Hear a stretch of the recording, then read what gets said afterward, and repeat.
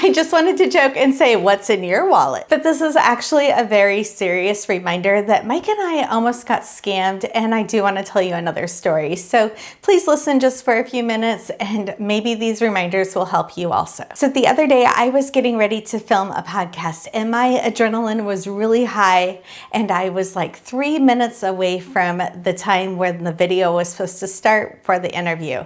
I had everything on my computer all ready to go, and all of a sudden I got a phone call. And normally I would just take those phone calls and have them on silent, but since I was making sure all the links were working for this interview, I went ahead and answered that phone call. And it had a Seattle number, which that's where we were from before we moved. And so I answered it, and they said it was our bank. And again, if I wasn't in such a rush, it was like 26 minutes after the hour. This podcast was supposed to start at 30 minutes after the hour, so I was really in that crunch time. And they said it was our bank.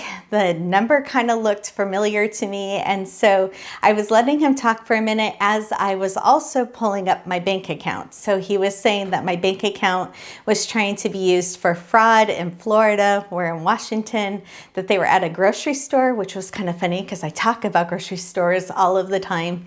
And he said my bank name. So he said a name of a grocery store that is in Florida that I recognize the name of the grocery store, and said it was for a $613 payment. So I am looking at my bank account. I don't see anything that's pending or trying to come through. And then he's like, oh no, it wouldn't be showing because we're blocking it.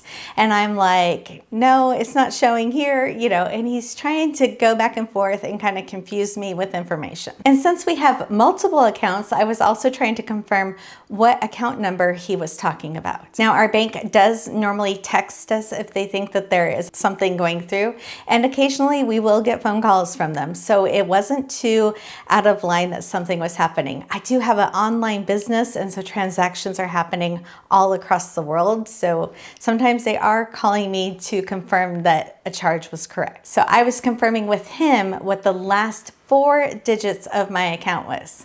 He kept telling me what the first 4 digits of the account was, or what was on my debit card.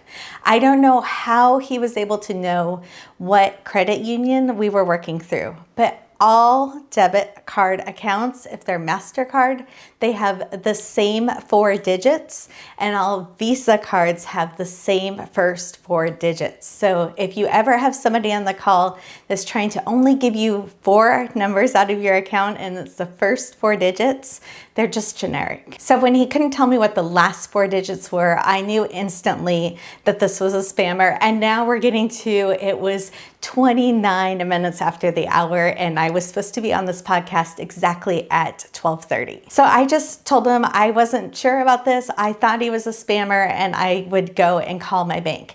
Then he started cussing me out. I then instantly knew that I had made the right decision in that. But if I hadn't been such in a hurry and worried about getting onto this podcast and literally just a minute away, I would have caught on a little bit quicker what was going on.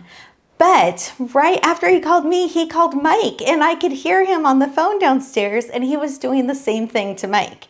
And so then I was listening to Mike and like, no, don't answer him. But when he called Mike's number, it popped up on his cell phone that it was actually our bank calling.